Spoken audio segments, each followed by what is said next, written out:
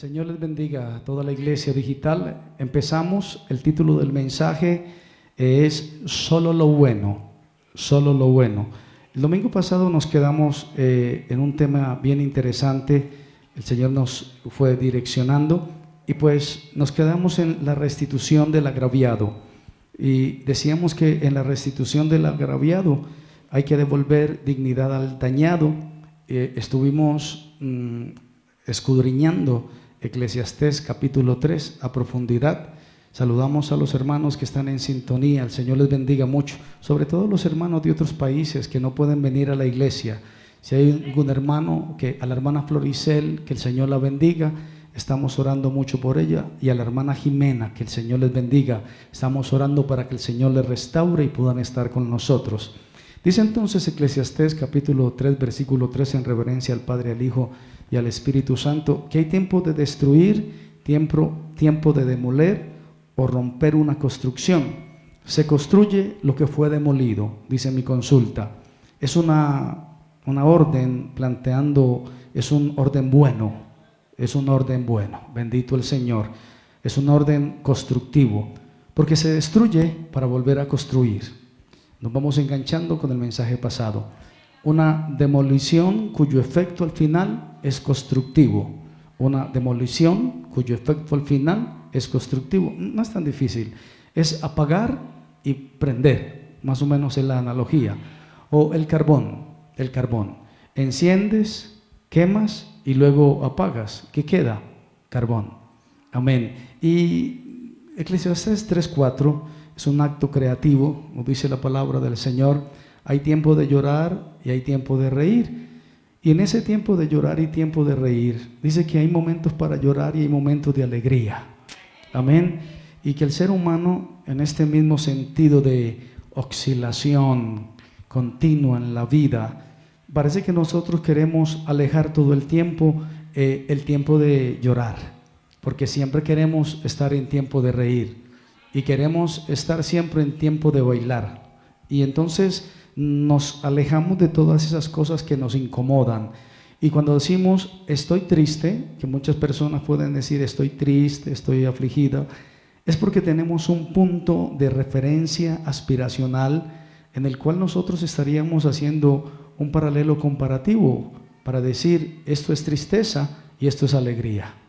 Es una oscilación. Cuando usted siempre está triste es porque antes estuvo alegre. Siempre referente o nuestro referente en la Biblia, la palabra del Señor, y en uno de mis salmos preferidos, el Salmo 51, dice la palabra del Señor: no me eches de delante de ti y no quites de mí tu Santo Espíritu. Dice: vuélveme el gozo de tu salvación. Aleluya. Estamos hablando de alegría y estamos hablando de tristeza. Vuélveme el gozo de tu salvación. Dice: no me eche de delante de ti, devuélveme el gozo de tu salvación. Qué bueno eso, tener el gozo de la salvación dentro de nosotros. Ahora, ¿cuál es nuestro punto de referencia en la vida? ¿La tristeza? ¿Usted dónde se referencia? ¿Está siempre en una zona de tristeza o en una zona de alegría? El cristiano melancólico, hay de todos los cristianos. Tú encuentras en una iglesia de todos los cristianos. Encuentras la columna que ni fu ni fa, encuentras el hermano melancólico, el hermano colérico. ¿Cuál otro tipo de carácter hay? El hermano sanguíneo. Ves todos los colores en la congregación. A mí me gusta tanto la columna porque siempre está ahí juiciosa, viene al culto la columna. Y entonces el Salmo 56, el versículo 8, dice la palabra del Señor: mis huidas tú has contado, pon mis lágrimas en tu redoma, ¿no están ellas en tu libro? El Salmo 30, bendito el Señor, el versículo 5 dice: porque en un momento será su ira, pero su favor durará toda la vida. Por la noche durará el lloro y a la mañana vendrá la alegría. Aleluya. Así que tenemos que tener un punto de referencia para estar o tristes o contentos, bendito el Señor. Pero en esa fluctuación el hombre tiene que tener un referente. ¿Cuántos dicen amén? ¿Cuántos dicen aleluya? el libro de Juan, capítulo 16. Esta mañana no voy a dar los versículos para que usted lo encuentre. Dice la palabra del Señor en Juan, capítulo 16. De cierto, digo que vosotros lloraréis, lamentaréis, el mundo se alegrará, pero aunque vosotros estéis triste, vuestra tristeza se convertirá en gozo. Ah, qué bueno. Vuestra tristeza se convertirá en... Y pone un ejemplo de la mujer embarazada antes de sus dilataciones, que es todo un complique, todo un dolor. Después se le olvida y dice, ¿cuánto? La verdad, no ni me acuerdo de esos dolores que sentí. Y se está poniendo alegre y está siempre contenta y está alegre, está feliz. Bueno, lo dice la Biblia, la palabra del Señor. Pasar de X a Z. Debemos tener un punto de referencia donde sentimos que Dios es nuestro pastor. Dios es nuestro pastor y nada me faltará. Todos saben ese salmo, aunque la higuera no florezca. O sea, la alegría del creyente, la alegría del cristiano no depende de las circunstancias. Por supuesto que Jesús lloró, pero nuestro punto de referencia es la fortaleza del Señor. O sea, el Señor es mi pastor y nada me faltará. Y cuando tenemos eso en nuestra cabeza, que el Señor es mi pastor y nada nos faltará, Habacuc dio un terrible panorama y dijo: se conmovieron mis entrañas, a la voz temblaron mis labios, pudrición entró en mis huesos y dentro me estremecí. Bendito el Señor. Si bien estaré quieto en el día de la angustia, estaré quieto en el día de la angustia. Y dice, aunque la higuera no florezca, aunque en las vides no haya fruto, aunque falte el fruto del olivo, aunque lo labrado no esté dando el mantenimiento, recuerdan que el domingo pasado hablamos de que hay tiempo de sembrar y hay tiempo de arrancar. Pues aquí este labrado no estaba dando su mantenimiento, aleluya. Y hay congregaciones y hay terrenos y hay corazones donde se ha labrado y ese labrado no quiere dar mantenimiento. Pero dice la palabra del Señor, y las ovejas sean quitadas de donde se guardan y no haya vaca en los corrales. Dice, con toda esta tragedia, higuera, vides, olives, labrados, ovejas, vacas, con todo yo me alegraré en Jehová, me gozaré. El punto de referencia mía no era la bendición humana, sino que yo me gozaré en el Dios de mi salvación. Jehová el Señor es mi fortaleza, el cual hace mis pies como de sierva y siempre me hace andar sobre mis alturas. Aleluya. Yo siempre digo, joven fui y he envejecido, no he visto justo desamparado, ni su descendencia que mendigue pan. Y a través de muchas aflicciones vamos a entrar al reino de los cielos. Y escuché un predicador ya fallecido, decía, en un estadio lleno, esos estadios que ya lo llenan, pero no para predicar, sino para otras cosas. Y él decía, amada congregación, la gloria es para Jesucristo. Llegaremos al cielo llenos de heridas, llenos de cicatrices, pero los aseguro que llegaremos al cielo. Y es verdad, nos presentaremos ante el Padre y nos dirá, venid benditos de mi Padre, llenos de heridas por todas partes, de cicatrices. Venid, aleluya, a gozarnos en las moradas eternas. A su nombre sea la gloria. Denle un aplauso al Señor esta mañana. Con gozo, hermano, con gozo. Nuestro punto de referencia es el punto de luz. ¿Cuál es tu punto de referencia para vivir la vida? A veces nos sale mal todas las cosas, pero ¿cuál es el punto de referencia? Que las cosas nos salgan bien. Es un punto interesante que tenemos que apreciar. Capítulo 3, versículo, Eclesiastés. Tiempo de esparcir piedras y tiempo de juntar esas piedras. Bendito el Señor.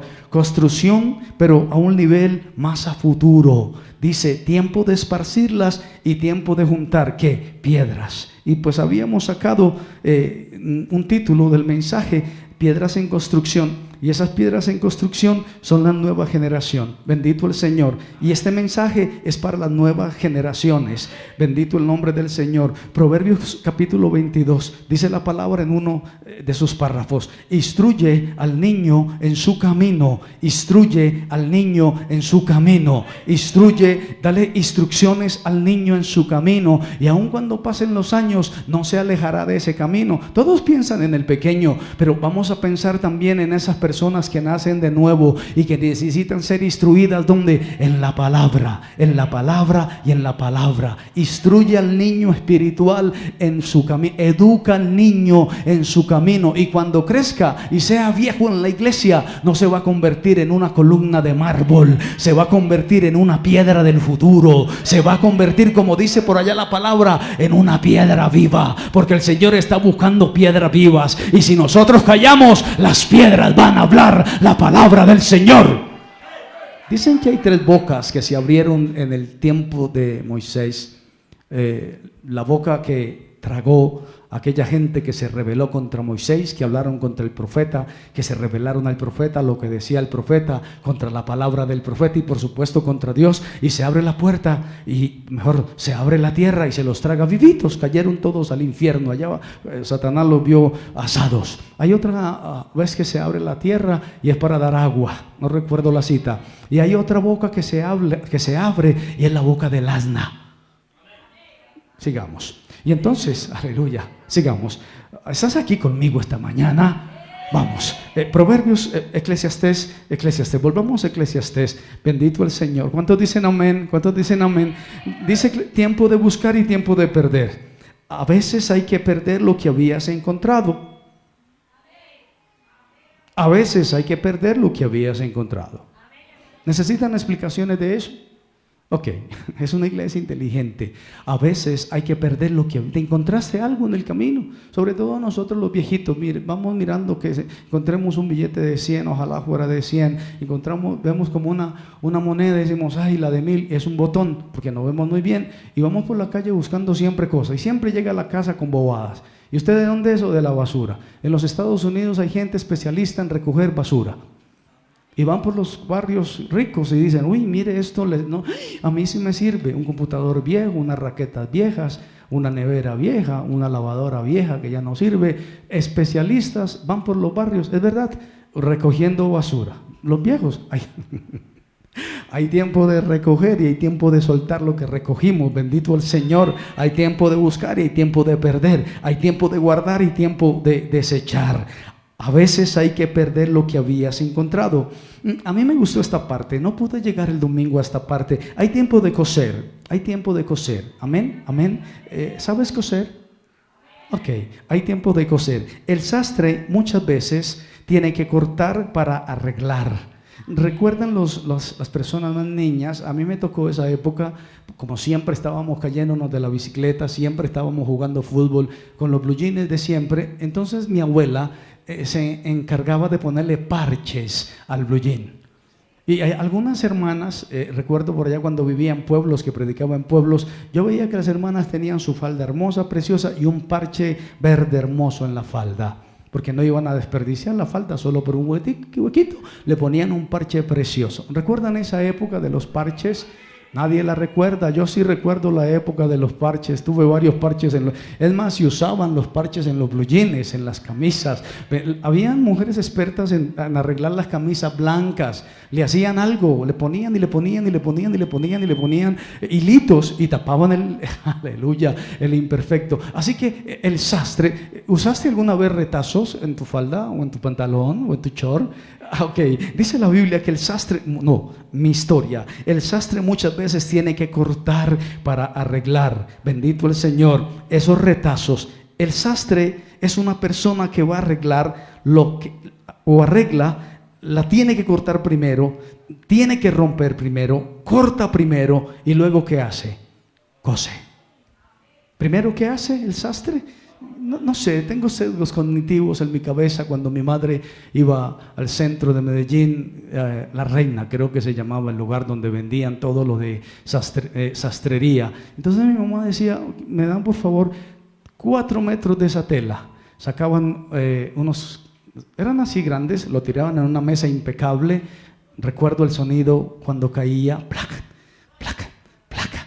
Cogían unas tijeras gigantes, marcaban con una regla y una tiza y tenían unas tijeras grandísimas, eran las tijeras del sastre, y entonces se iban derechito y cuando iban a llegar, recuerdo que hacían así, yo decía, wow, era un niño, yo me quedaba mirando y Señor, me gustaba eso. Pues a veces el sastre tiene que cortar y luego empieza a coser. Aleluya. El silencio habla más que sus palabras. Bendito el nombre del Señor.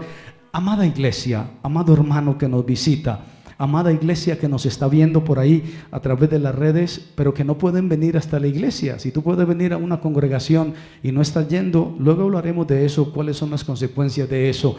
Hay que entender los tiempos, hay que entender los momentos, hay que entender las realidades. Hay veces que hay que estar en silencio, hay que entender el momento que estamos viviendo y qué es lo que tenemos que hacer en el momento que estamos viviendo. Porque a veces especulamos muchas cosas. El Señor viene, que viene.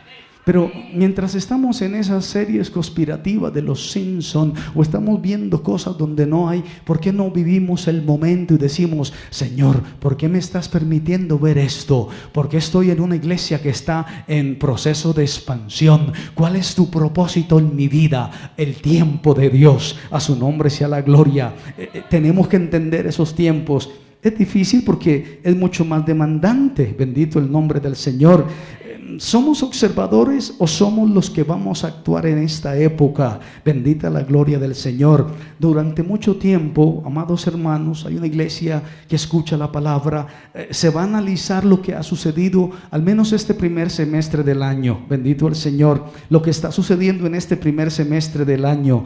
Décadas de estudio de lo que realmente está pasando en esta temporada. Y nosotros tenemos que entender como iglesia del Señor que tenemos que tener una iglesia reparada, restaurada, y tenemos que tener una reconciliación y tenemos que empezar a coser, o sea, a unir lo que se había roto. Qué buena esa analogía. Salmo 147, el libro de los Salmos, el 147, no voy a decir el versículo, dice la palabra, Él sana a los quebrantados de corazón y cose y venda que sus heridas. Aleluya. Qué buena esa palabra. Él venda todas sus heridas. ¿Alguien se ha reventado la cabeza últimamente? Yo era pequeño, iba en mi bicicleta, di una mala curva, choqué, volteé. Lo último que recuerdo era que estaba bañado en sangre. Me cogieron, lo que hacían pequeño, me lavaron la cabeza con jabón de lavar, me echaron un café, vaya para el hospital y me cosieron la cabeza. Amén. Pero el Señor a veces nos coge y nos cose porque estamos rotos. Bendita la gloria del Señor. El Señor, Él sana a los quebrantados de corazón y venda sus heridas. Y el Señor lo hace para que veas solo lo bueno, porque tenemos que tener un punto de referencia. ¿Cuál es tu punto de referencia en la incongruencia de la vida? ¿Estás siempre gozosos? ¿Estás siempre alegres? ¿Haciendo oraciones? ¿Estás enfermo? ¿Llamas a los ancianos de la iglesia para que oren por ti? Vamos a ver, el título del mensaje es Miremos solo lo bueno. Yo creo que ya podríamos terminar la predicación. Veamos solo lo bueno. ¿Ve usted solo lo bueno de la vida? ¿O usted solo ve colores grises, colores opacos? Bendito el nombre del Señor. Por allá en el libro de Números, el capítulo 23, Balaam, que era un hechicero, con un nivel de espiritualidad muy alto, tanto que Dios hablaba con él.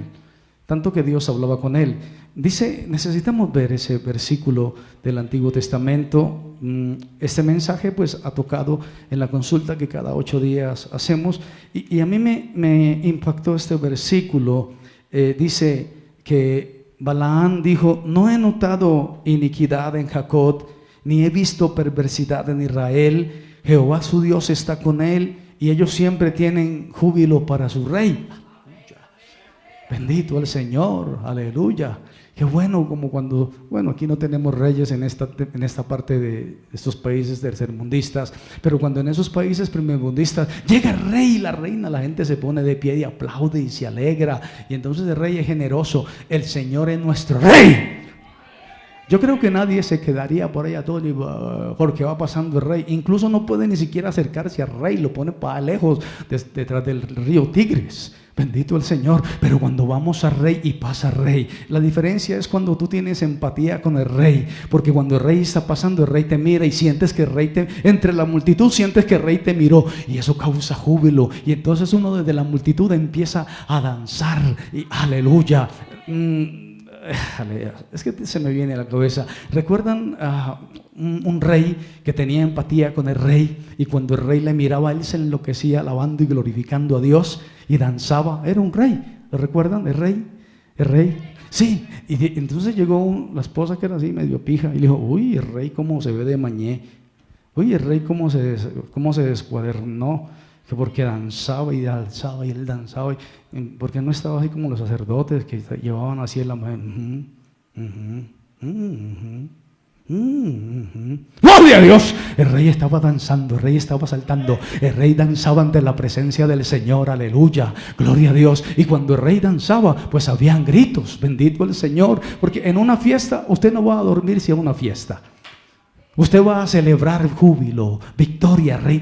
Bueno, disculpen los hermanos que vienen de otras congregaciones. En esta congregación hay punto de grito porque celebramos a nuestro rey, aleluya. Y cuando usted lee la Biblia, se identifica con la Biblia. Siempre en la Biblia dice: grito de júbilo, grito de alabanza. Con todas mis fuerzas danzaré ante mi Dios. Aquí tenemos unos hermanos que son de la región costera. Esos hermanos le ponen buen día a la cosa. Aleluya, y siempre están contentos, y cuando van están celebrando y están contentos y alegres porque tienen esa sal tropical. Pues nosotros los paisas también nos contagiamos de ese asunto tropical ante la presencia del Señor, y con gozo, con alegría, con entusiasmo, con júbilo le damos gloria al Rey de Reyes y Señor de Señores. Ahora, esos son nuestros países. Hay otros países donde todo el mundo es así.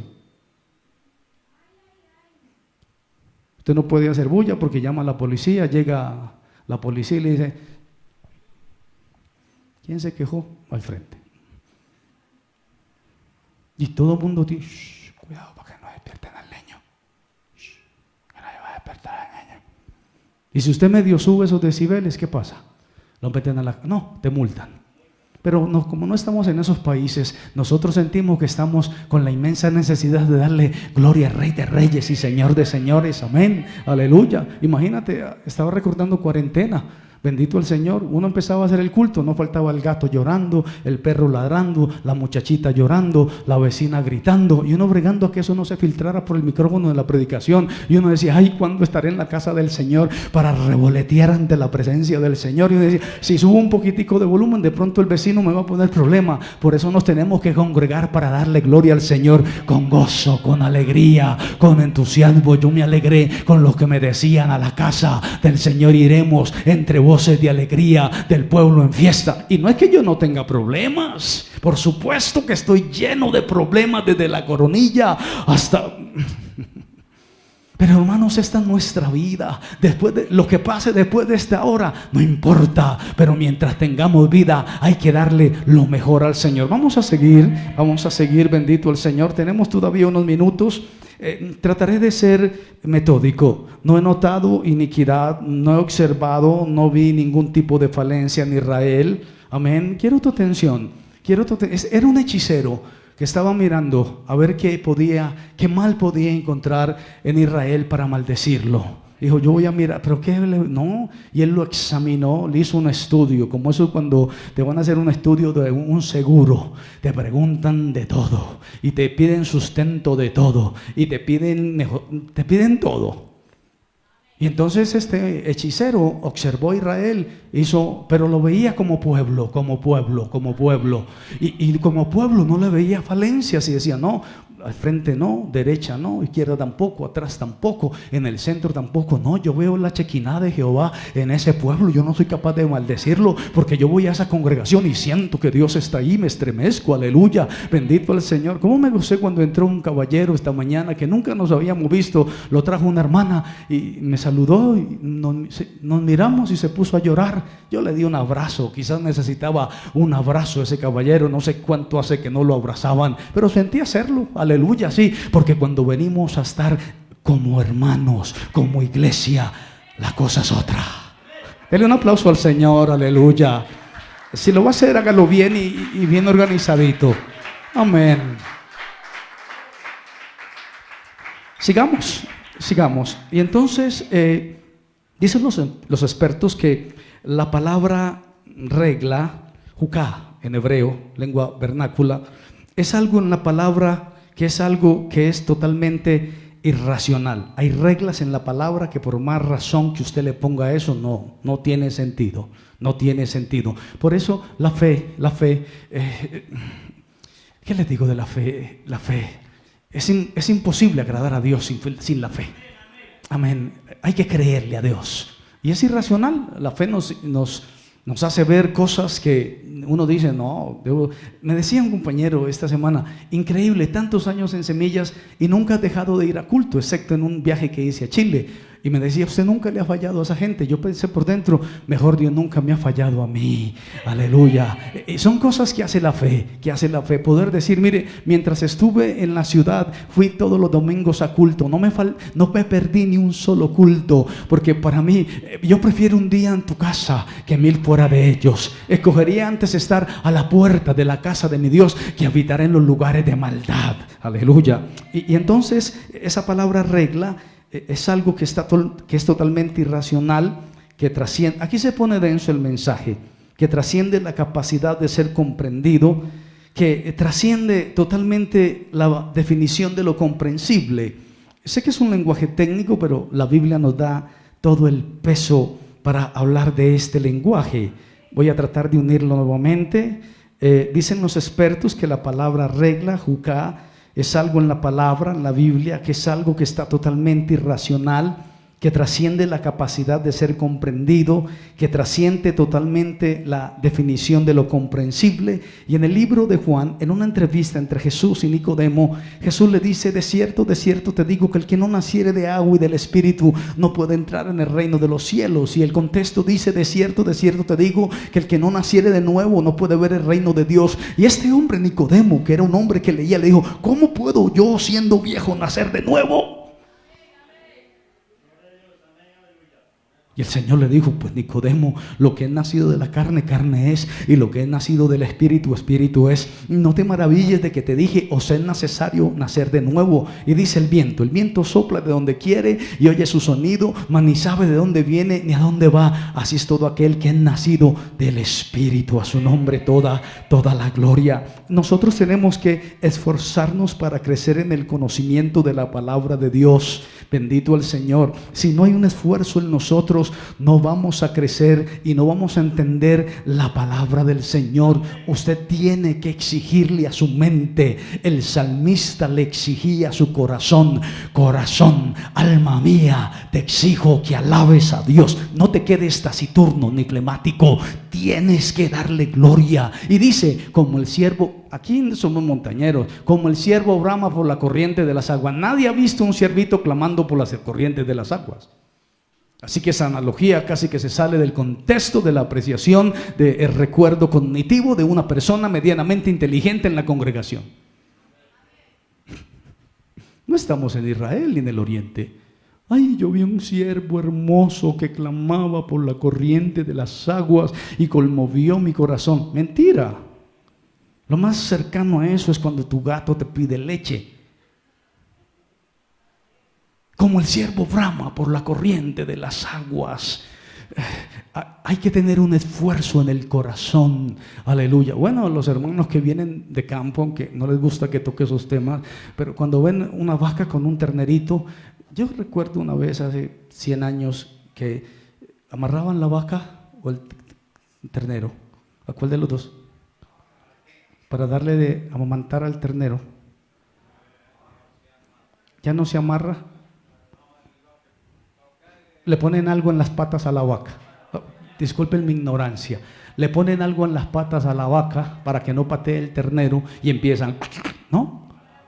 Para ordeñar. Bueno, miren mi ignorancia, perdón. Aleluya. Cambiemos de ejemplo, aleluya. ¿Cuántos dicen amén? Gracias, hermano Fabio, Dios te bendiga. Iba a decir una torrancia, pero bueno, el Señor es bueno y maravilloso. Pero el ternero sí brama, o como dice, pide la leche de su mamá. Llora, el ternero llora y le esconden la vaca y el ternero se desespera. ¿Sí? Eso sí existe. Esconden la vaca para ordeñarla, para sacarle la leche para hacer queso, y al ternero se lo llevan para el potrero, ¿no? Al contrario, pero bueno, lo que quiero decir es que yo no entiendo mucho. Lo que quiero decir es que el ternero sí pide la leche de su pobre vaca. Y la pide, y yo no sí escuchaba por ahí, yo no soy experto, no soy finquero, pero sí, el ternero, pues, y era el ternerito que estaba pidiendo la leche de la mamá. ¿Cómo? No lo sé, no me hagan explicar cosas que no tengo idea, porque me crié allí en el Parque Berrío. Sigamos. Y entonces dice la palabra del Señor, nosotros tenemos que esforzarnos. Primera de Corintios capítulo 1, versículo 24, Cristo, poder de Dios y sabiduría de Dios. Y a mí me encanta esa parte de la palabra. Dice, lo insensato de Dios es más sabio que los hombres. Lo débil de Dios es más fuerte que los hombres. Y entonces dice, hermanos, ustedes no son muchos sabios. Ojalá hubieran sabio entre nosotros. Y tampoco hay tantos poderosos. No hay patrones aquí. Y tampoco hay pedigrí aquí entre nosotros. Me identifico con la iglesia de Corinto. Aleluya, bendito el Señor. Pero dice, lo necio del mundo, hay muchos necios, escogió Dios para avergonzar a los sabios. Y lo débil del mundo, escogió Dios para avergonzar a lo fuerte. Y lo vil del mundo, ahí me meto yo. Lo vil del mundo, lo menospreciado del mundo, ahí estoy yo, bajo esa sombra. Escogió Dios. Y lo que no es, para deshacer lo que es. A su nombre sea la gloria. Y entonces da estas perlas: sabiduría, justificación, santificación y redención, que son los 4 aspectos de la salvación. Oh, qué bueno el Señor, me gusta esto. Aquí nos metemos en algo. Mi cerebro hizo el algoritmo. ¿Cuántos han leído en la Biblia acerca de la vaca roja?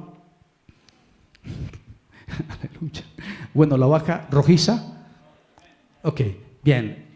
Tenemos muchos plus en esa temporada. Consulta, vaca roja. Ahí te van a enviar todos los versículos. Vamos a pasar por un ladito porque hemos hablado mucho de eso. Pero el efecto de la vaca roja, simplificándolo y mirándolo con prismas de estudio, porque hay que estudiar la palabra, el principio de la sabiduría es el temor a Jehová. El evangelio no es tan básico. El evangelio tiene sus arandelas. Dice que la vaca roja, la característica de la vaca roja, dice, el que estaba puro lo impurificaba y el que estaba impuro lo purificaba. Eso lo tienes en Números, el capítulo 19, lo tienes que leer todo, Y era una purificación para aquellos que tocaban muertos. Tocabas un muerto y quedabas impuro. Y entonces tenía que haber todo un rito, toda una quema, una vaca roja. Creo que hubo menos de 10 sacrificios de la vaca roja.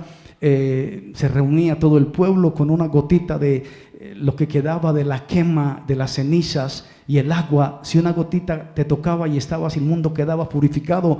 Pero el problema que el que estaba purificando quedaba inmundo. Son cosas irracionales. A mí me gusta ser un poco inquieto. Estuve indagando. A Moisés no le revelaron este secreto. Moisés preguntó, no se lo entregaron. Salomón preguntó el secreto de la vaca rojiza, para que no te pierdas. No se lo entregaron. No entendían cómo el que purificaba quedaba inmundo. Hay 3 aspectos de la liturgia de la purificación. No los voy a decir, consúltelos. Es muy fácil. Pregunta cuáles eran los 3 aspectos de la impurificación de un hebreo. Pero la vaca roja era el conducto para ser purificado.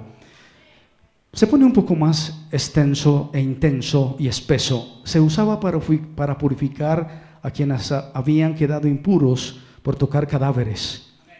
El que preparaba la purificación quedaba impuro, mientras que el impuro quedaba purificado. Tienes que concentrarte.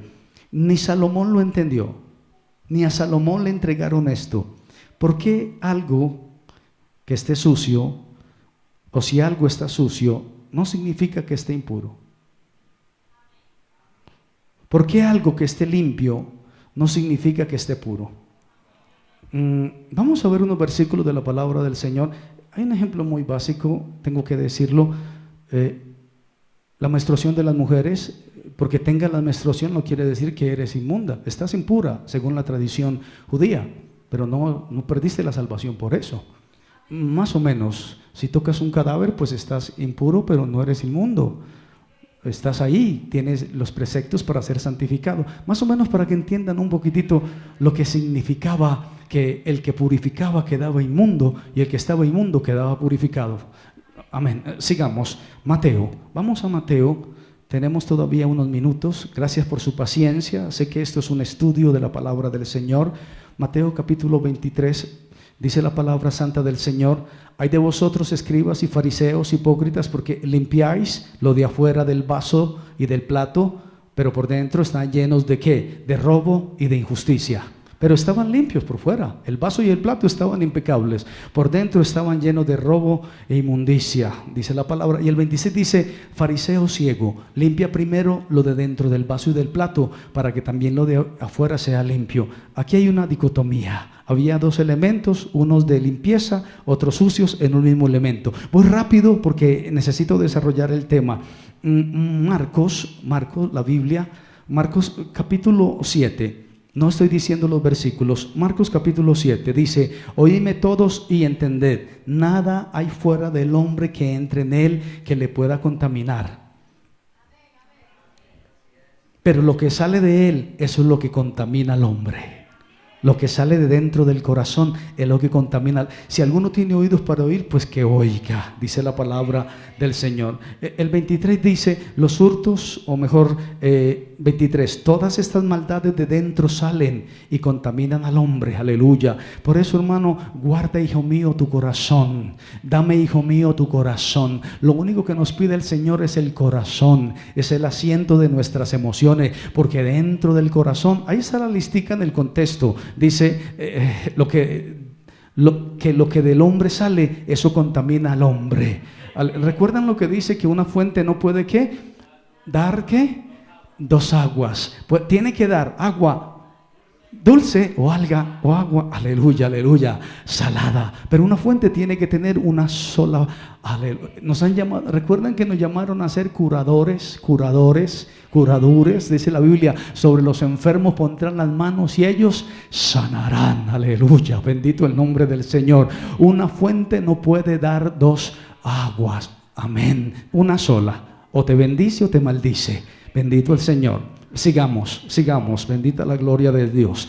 Tito, son libros que necesito mencionar para que tengamos un soporte en la palabra. Dice el libro de Tito en el capítulo 1: todas las cosas son puras para los puros, mas para los corrompidos e incrédulos nada les es puro, pues hasta su mente y su conciencia están corrompidas. Todo sale de el corazón, todas las cosas son puras. Yo les dije que se iba a poner denso el mensaje. Yo les dije que iba a ser denso y espeso. Aleluya. Y vamos a caminar por aguas profundas. Bendito el Señor. Todas las cosas son puras, pero recuerden esa frasecita: actuar de buena fe. ¿Actúas tú de buena fe en tus acciones con tu prójimo? Aleluya. ¿Recuerdas 1 Corintios capítulo 13? Bendito el Señor. Vamos, Hebreos. Hay que citar la Biblia, por si alguien quiere debatirla, pues lee la Biblia y ahí está la contrarrespuesta. Hebreos el capítulo 9, dice la palabra perfecta de nuestro Dios: porque si la sangre de los toros y de los machos cabríos y las cenizas de la becerra rociadas a los inmundos santifican para la purificación de la carne, estamos hablando de la vaca roja, cuanto más la sangre de Cristo, el cual mediante el Espíritu eterno se ofreció a sí mismo sin mancha a Dios, limpiará vuestras conciencias de obras muertas para que sirváis al Dios vivo. Aleluya. Hermano, su conciencia está llena de obras muertas, saque esas obras muertas. Aleluya. Las cosas viejas pasaron, aquí todas son hechas nuevas. Cuando a usted le hagan la guerra, cuando a usted le digan lo mismo de toda la vida, diga: no se preocupe, las cosas viejas pasaron, ya todas son hechas nuevas. El Señor echó todas mis iniquidades ¿dónde? A lo profundo del mar, y de allá no tiene más memoria. Todas las cosas son hechas nuevas en el Señor. Isaías, nuestro profeta preferido, dice: lavaos, limpiaos, quitad la iniquidad de vuestras manos de delante de mis ojos, dejad de hacer lo malo. Punto. Punto. Eso lo dice el Señor. Lávense en las manos, lávense en las manos. Ezequiel, el capítulo 36, dice la palabra de nuestro amado Salvador: esparciré sobre vosotros agua limpia, y seréis limpiados de vuestras inmundicias, y de todos vuestros ídolos os limpiaré. Y el Señor anexa algo: os daré corazón nuevo, porque de la abundancia del corazón habla la boca, y pondré espíritu nuevo dentro de vosotros. ¿Han visto esos espíritus belicosos de la gente? Un espíritu belicoso que siempre está...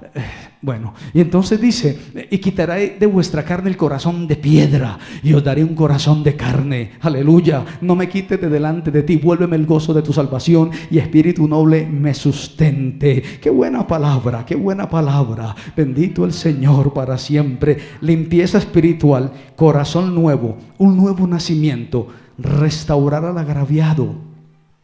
Restaurar al agraviado. Eso es lo más difícil del evangelio. Lo más difícil del evangelio es cuando usted lo maldice y usted dice: amén, el Señor le bendiga. ¿Sí? Venga, deme en esta para que me la empareje. Y a usted le hacen la guerra y le piden oración a usted: yo voy a orar para que Dios le bendiga. Esta semana hablé con una persona que me hizo la guerra, me ha hecho la guerra, chiquitito, es una cosita así chiquitito. Me contó un problema que tuvo. Yo le: ¿quiere que ore por usted? Con esa cara yo de querubín le dije: ¿quiere que ore por usted? Dijo: sí, por favor, tan bello, un hombre. Me contó un problemón y yo le: esta es mi oportunidad, porque el Señor cae de juego. ¿Quiere que ore por usted? Pero después por la tarde, cuando estuvo en el culto de oración, le dije: Señor, Señor, Señor, perdona mis pecados como yo perdono a los que me ofenden. Un aplauso al Señor por eso, aleluya. Gloria a Dios para siempre. A su nombre sea la gloria. Dijo un experto: amados amigos, a las personas se les da la nueva noticia del evangelio y lo rechazan.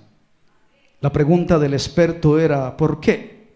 Porque han estado enfocados en la falsedad, creen las cosas que no deberían creer, y luego, cuando la verdad llega, no pueden discernirla.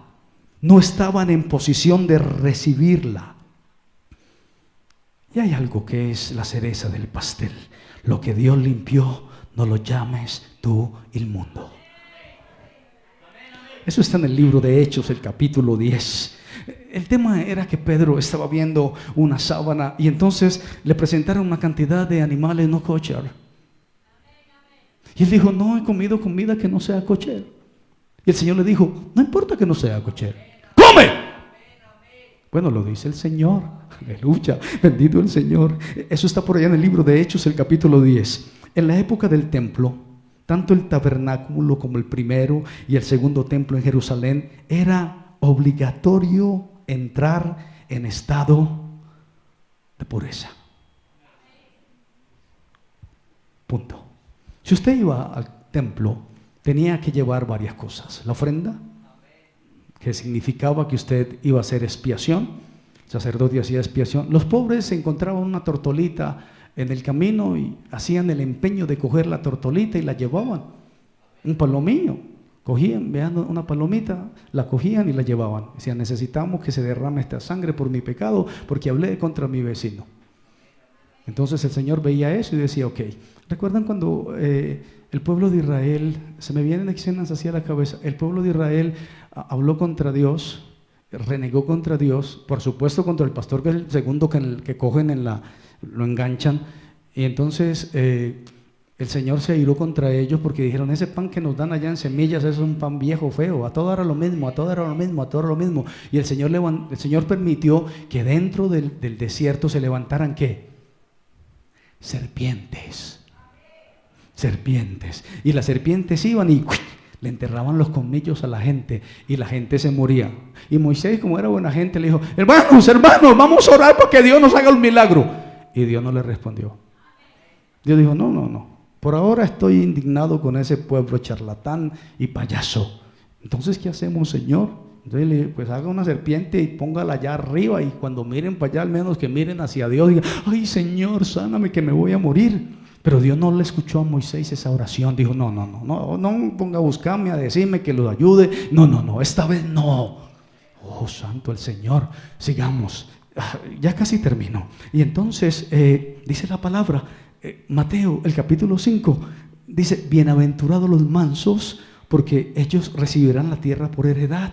Bendito el Señor. Bienaventurados también, me gusta bienaventurados los de limpio corazón, porque ellos verán a Dios. Aleluya. El limpio de manos y puro de corazón, el que no ha elevado su alma a cosas vanas, ni jurado con engaño. Aleluya. Limpio de manos. Cuando alguien venga a la iglesia debería de estar así, limpio. Esto es muy duro. Limpio de manos y puro de corazón. Si tú ibas al primer templo tenías que llegar limpio. Si entrabas al segundo templo tenías que entrar limpio. Aleluya. Por eso cuando el Señor fue al templo y vio las palomas y vio a los cambistas y vio el dinero, se enojó y dijo: convirtieron mi casa santa en una cueva de ladrones. ¡Sale para allá!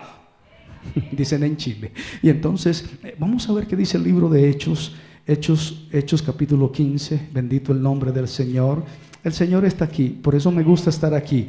Versículo 8 dice: y Dios que conoce los corazones. No dice nada más. Y Dios que voy a darles el versículo, el 8. Y Dios que conoce los corazones les dio testimonio, dándoles el Espíritu Santo, lo mismo que a nosotros. Porque es que Dios conoce el corazón cuando vienes a la iglesia.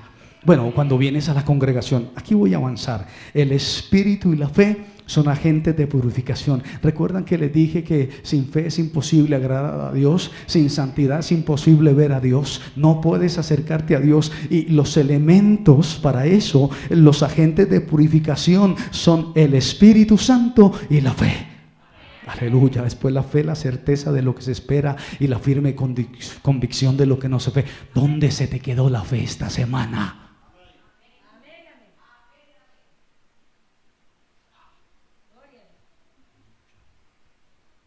Santo. Y si te alejas de la fe, contristas al Espíritu Santo de Dios. El sello del Espíritu Santo de Dios. ¿Recuerdan esos tatuajes que se están haciendo los muchachos hoy en día? Por estupideces, eso se ha usado toda la vida, en esta época más. Pero ese mismo tatuaje es una marca indeleble que el Espíritu Santo coloca en un verdadero creyente, en un verdadero adorador. Y entonces los que se ponen el tatuaje dicen: mire lo que me hice, mírenlo.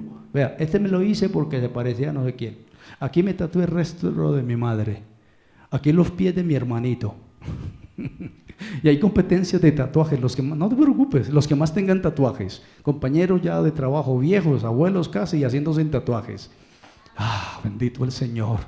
Que el Señor los guarde. Pero el cristiano lo primero que tiene que hacer cuando se convierte es ser tatuado con el sello indeleble del Espíritu Santo, y como señal hablar en otras lenguas, porque el gozo. ¿Recuerdan dónde estaba tu nivel de tristeza? Aleluya. O de felicidad. Estoy muy triste. ¿Y por qué? Porque tu nivel estaba arriba. Descendiste, bajaste rayitas. Tienes que recargarte en el Señor a través de la fe y de la fuerza del Espíritu Santo. Bendito el nombre del Señor para siempre. Aleluya. ¿Cuántos dicen amén?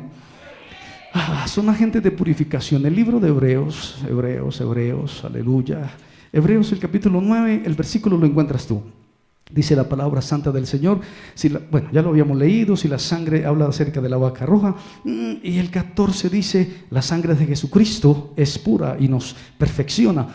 Pero tengo que ver a Santiago, que es el vecino de Hebreos. Santiago, el capítulo 4, el versículo lo descubres tú. Dice la palabra del Señor: acercaos a Dios y Él se acercará a vosotros. Pecadores, límpiense en las manos, y ustedes los de doble ánimo. Uy, la gente mismo se frunce cuando le dice doble ánimo. Aleluya. Levanten la mano a los de doble ánimo. Nadie. Porque nadie. No, yo soy estable en mi carácter. Pero dice la palabra del Señor: los de doble, purifiquen vuestros corazones, afligíos y levantad llorar, y vuestra risa se convierta en lloro y vuestro gozo en tristeza. Humillaos delante del Señor y Él nos levantará. Bendito el nombre del Señor. Ahora, necesitamos hablar de cómo nos purificamos. Hebreos capítulo 10, y tú buscas el versículo. Dice la palabra del Señor: acerquémonos con corazón sincero, en plena certidumbre de fe, purificados los corazones de mala conciencia, lavados los cuerpos con agua pura. Y sigue diciendo ese mismo libro en el 25, no dejando de congregarnos como algunos tienen por costumbre. No dejando de congregarnos como algunos tienen por costumbre, sino exhortándonos, y tanto más cuando veis que la importancia de congregarnos para purificar nuestros corazones de mala conciencia en medio de la congregación. A su nombre la gloria.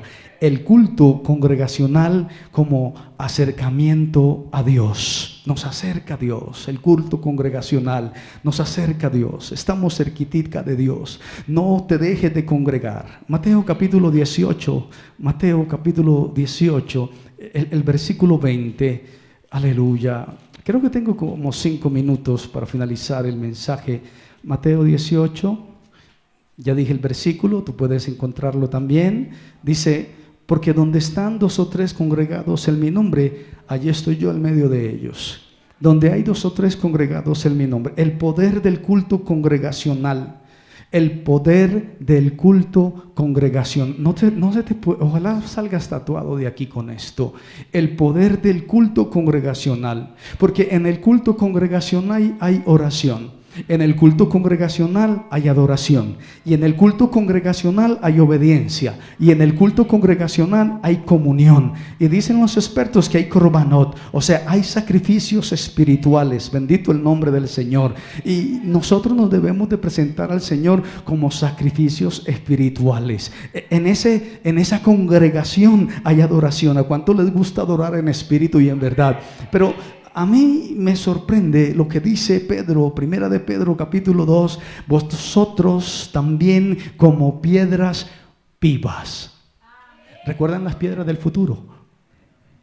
Otro título del mensaje sería piedras vivas. ¿Recuerdan el abrazo que le di a la columna ahorita? Estaba muerta, estaba fría, estaba sucia, la repeló mi espíritu. Pero cuando usted se acerca a una piedra viva, aleluya, lo dice la Biblia, no lo digo yo, es una analogía maravillosa. ¿Recuerdan lo que dice la Biblia? Que las piedras también hablarían. Cuando un niño está normal, cuando llora. Usted tiene un niño que tiene 3 meses y no llora, ¡gloria a Dios!, y no salta, no le pasa nada, quiere decir que no escucha. Pero si el niño está ahí es porque tiene los 5 sentidos desarrollados. Ahora, cuando usted es una piedra viva y se le sienta a alguien al lado, usted siente que esa persona tuvo un encuentro real con algo que se llama el nuevo nacimiento, que cuando está cantando a su Dios, usted está cantando a Dios. Es el formato que hemos aprendido. Por eso la iglesia digital es de bendición, pero es mejor la congregacional. Bendito el nombre del Señor, porque nos vemos el hermano también lo lavó el Señor. Mira, el hermano está cantando con gozo. Mira, el hermano tiene la alegría del Espíritu Santo en el corazón. A su nombre sea la gloria. A su nombre sea la gloria. ¿Cuántos se consideran piedras vivas? Levanten la mano las piedras vivas. Aleluya. Pertenecemos a la iglesia. La iglesia es la asamblea de los llamados. Son personas reunidas con un propósito. Personas reunidas con un propósito. Qué bueno que le dijeras a la persona que tienes al lado: yo me reúno en este lugar con un propósito, hermana Isabel. Hermano Rafael, yo me reúno en este lugar con un propósito. Yo me desplazo desde mi casa a este lugar con un propósito. Aleluya. Ay, santo el Señor. Y los que han venido con propósito, el Señor les ha respondido sus peticiones. Sobre todo que el Señor nos ha preservado en medio de la injuria, en medio de la mentira, en medio del ataque, en medio de... Se ha levantado el enemigo como ríos, pero el Espíritu del Señor ha levantado una bandera de poder sobre nosotros. Pelearán contra el Cordero y el Cordero les vencerá. Aleluya, gloria al Señor para siempre. Qué bueno es el Señor. Santo. Yo siento al Señor en este lugar. Congregarnos es parte esencial de ser iglesia. Congregarnos es parte esencial de ser iglesia. Por eso, hermano, a mí me gusta predicarle a las piedras vivas. Por eso yo creo que entiendo a Jesús cuando dijo: ustedes no hablan, pues las piedras van a hablar. Cállese si quiere usted, no abra la boca en todo el culto, hágase la digna o el digno, pero les aseguro que esas piedras hablarán. Por ahí hay una canción de La boca de los niños y de los que maman fundaste la alabanza. Hay un niño por ahí como de 4 o 5 años. Mientras yo canto y alabo al Señor, él también alaba y bendice el nombre del Señor. Se le puede parar una momia al lado y a él no le importa. Él está feliz alabando y dando. Ese niño va a ser un adorador mañana, pasado mañana, y va a recordar que cuando era pequeño saltaba como un corderito de la manada. Amén. ¿Podemos seguir? Y entonces, ahora, quiero que estemos muy concentrados en esto. Estamos finalizando. Hay una forma de evangelización y es el evangelismo digital. Pero es solo un formato. No está establecido como iglesia. No encuentro en la Biblia donde dice, la iglesia, bueno, nosotros tenemos un método de evangelización que es el evangelismo digital. Es el evangelismo digital. Y amén por eso. El Señor bendiga a esas personas que están siendo evangelizadas digitalmente. Bueno, me refiero a personas que no pueden trasladarse. Personas como la hermana Evelyn, que va a viajar a los Estados Unidos y entonces no podrá venir los domingos acá. Va a estar por una temporada en la iglesia digital. Personas que están en otros lugares del mundo, que les gusta la iglesia, pero que participan de la iglesia. Son participantes de la iglesia, no son consumidores de contenido digital, sino que se han establecido en un lugar, aunque sea digitalmente, pero que se hable la palabra del Señor. La iglesia digital es un medio válido temporalmente, o por necesidad, o por enfermedad, o por distancia. Ojalá no lleguemos a esta, o por persecución.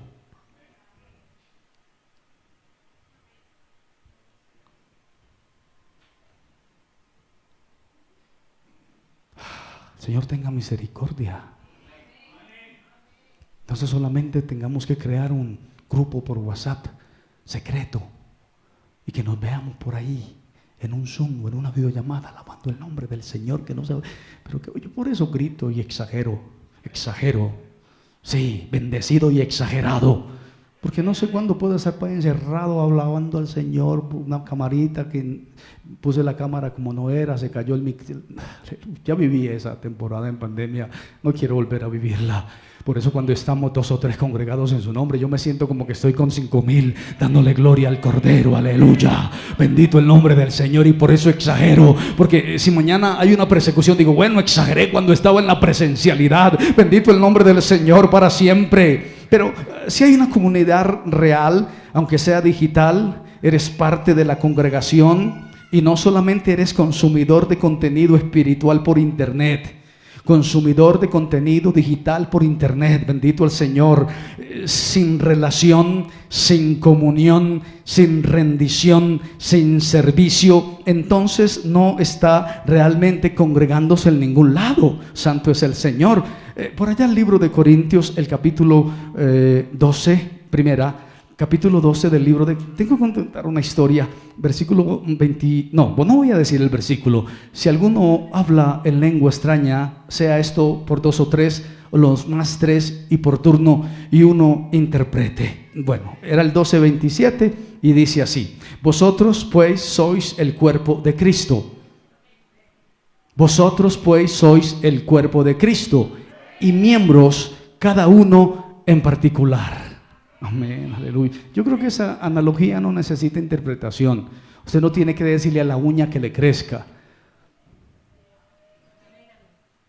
Amén, aleluya. Hay tantos ejemplos que no voy a dilatar el tema. Hay tantas cosas. Somos miembros del cuerpo de Cristo. ¿Qué parte del cuerpo es usted? ¿La más conflictuante? Usted es la parte del cuerpo. ¿Cómo se llama cuando haces deporte y sueltas una sustancia que te hace feliz? La serotonina. Eres la serotonina en el cuerpo que está siempre feliz, dándole alegría al cuerpo, aleluya. Abre la Biblia y dice: ay, yo siento gozo en mi alma, gozo en mi alma, gozo en mi alma y en mi ser, aleluya. Ay, son como... O vive siempre con la parte de aquí. ¿Sabían que eso se opera? La arruga que te sale aquí con botox, te da 6 meses como mucho, pero te libera un poco el dolor acá. Aleluya, el gozo del Señor es mi fortaleza. Está siempre gozosos, con acciones de gracia. Dele gracias al Señor por la vida. Dele gracias al Señor por el sol. Dele gracias al Señor porque todavía tiene un pastor que le pastorea. Dele gracias al Señor porque todavía hay una silla que le dice bienvenido, póstrese aquí. Oh, qué bueno el Señor. Y entonces, congregarnos es parte esencial de ser iglesia. Es la parte esencial. Congregarse no es solo asistir. Congregarse es pertenecer. Congregarte es edificar. Y esta es la parte que menos nos gusta, dejarnos edificar. Esa parte no nos gusta. Que nos edifiquen no nos gusta. Dice la palabra, Romanos 12, la palabra, así nosotros siendo muchos, somos un cuerpo en Cristo. Amén, amén. Es que la oración individual tiene poder, pero la oración eclesial tiene más poder. Cuando la iglesia Semilla de Mostaza presenta una petición ante la presencia del Señor, yo me tengo. O como dicen los viejitos, yo me escondo, porque sé que va a suceder algo. Aleluya, bendito el nombre del Señor. Ahorita orábamos, como la gallina esconde a sus polluelos debajo de sus alas, así el Señor esconde a Semilla de Mostaza. Bendito, aleluya. Y no es del valiente la batalla, ni del jinete la victoria, es del que está de parte del Señor. El Señor es nuestro guerrero, Él peleará nuestras batallas. A su nombre sea la gloria para siempre. Amén. Aleluya. Y entonces necesitaríamos ver solo lo bueno. Concentrémonos en lo bueno. La Biblia se preocupa de quedarse observando incluyendo muchos versos en la parte buena de las generaciones. La Biblia habla lo mejor de Abraham. La Biblia también habla lo mejor de Isaac. La Biblia habla lo extraordinario de Jacob. Y las cosas donde fallaron, pasa rápido. Haz un escrutinio real de la Biblia, pasa rápido. Pero las cosas buenas le das zoom. Qué bueno, ese es el Señor. Recuerda un versículo: como el Padre se compadece de sus hijos, se compadece Jehová de los que lo... Si ustedes siendo malos, saben dar buenas dádivas a sus hijos, ¡wow! Cuanto más vuestro Padre que está en el cielo dará el Espíritu Santo a los que se lo piden. Si usted es malo y es bueno con su hijo, imagínese, Dios qué bueno, ¿cómo no nos dará el Espíritu Santo si se lo pedimos en la iglesia, en la congregación? Aleluya, su nombre sea la gloria. Y entonces dice, el tesoro escondido en un campo. Mateo capítulo 13, vas a encontrar el versículo, descubrimiento escondido. En ese descubrimiento escondido, la analogía es la siguiente: un hombre empieza a barrer un granero, está lleno de ratas, de heces de animales salvajes, y él empieza a barrer porque está buscando un tesoro. Él no está pensando en el polvo en que tiene que mover los cacharros viejos, sino en el tesoro que se va a encontrar. Eso lo dice la Biblia, el tesoro escondido. Y entonces no evaluó si el campo era perfecto o si el campo era bonito. Lo que vio fue el tesoro que había dentro del campo, y eso es suficiente, aleluya. Y el Señor no evalúa muchas cosas. Puede que seamos imperfectos, pero el Cristo que yo predico no evalúa lo imperfecto que yo tengo, sino que ve el tesoro escondido que tengo por dentro, y es lo único que le importa. Porque cuando encuentra el tesoro, que es mi, aleluya, que es mi forma de adorarle, entonces dice, encontré el tesoro que estaba buscando. A su nombre sea la gloria. Denle un aplauso al Señor esta mañana. Aleluya. El tesoro lo recompensa tonto. Vamos a contar una historia rápida. Con esta historia finalizamos. Aleluya. Hay personas que no entienden el mensaje. Yo les ayudo con la historia, y entonces finalizan diciendo que aquí no predicamos, sino que contamos historia. Pero bueno, al menos la historia es bien contada. Empecemos con la historia. ¿Les gustan las historias? Un hombre entra a una congregación, una sinagoga judía en los Estados Unidos. Este hombre entró, se sentó, y era un hombre que el rabino nunca había visto. Ambos eran hebreos, un rabino, un judío. Se sentó y el rabino se dio cuenta por la forma en que esta persona oraba. Quiero decir que los judíos, antes de orar, tienen unos ritos y unas prácticas que no pueden prescindir de ellas para la oración. Así que era demasiado obvio. El rabino se dio cuenta por la forma en que oraba este hombre, que tenía cierta práctica y cierto conocimiento en este concepto de la oración rabínica. Así que este hombre, con cierto pasado de estar cerca a la Torá y de practicar los rituales propios de una oración judía. Cuando el rabino lo vio y lo escuchó, se dio cuenta de que era una persona sabia, pero se veía 100% secular. No se veía una persona religiosa. Cuando terminó su oración, después de algún tiempo, el rabino se le acercó y lo saludó y le dijo: veo que eres nuevo, nunca te he visto acá. El hombre respondió: no, rabino, no soy nuevo, yo vivo cerca en este barrio. Entonces el rabino le contesta: ¿por qué no te hemos visto en la congregación? ¿No vienes con frecuencia? El hombre dice: no, porque yo no creo ni en rabinos, ni en pastores, ni en congregaciones. Falsos son todos. Entonces el rabino le dice: ok, entonces, ¿por qué viniste? Si todos somos malos, si el pastor es muy falso, si el pastor es tan malo, ¿por qué lo estás escuchando? Él dijo: no, tengo una petición seria, una necesidad grande, y pues tengo ese recuerdo que yo oro y voy a orar a Dios, pero por una necesidad específica. El rabino le dijo: no te entiendo, dices que no crees en nada, pero tienes algo para pedir, y entonces tienes un apegamiento a orar cuando necesitas algo.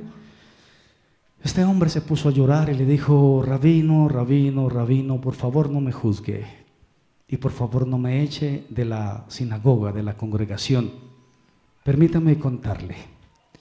Yo soy un sobreviviente del holocausto nazi y vi alguna cosa en esos campos de concentración que creó dentro de mí un sesgo cognitivo, y desde ese día decidí no volver a creer ni a leer absolutamente nada. Dejé de creer en la gente, dejé de creer en los pastores, dejé de creer en los rabinos, dejé de creer en las congregaciones, no me interesa nada. Entonces el rabino se inquietó y le dijo: ¿qué fue? ¿Qué fue lo que te pasó? ¿Por qué te dejaron así, traumado?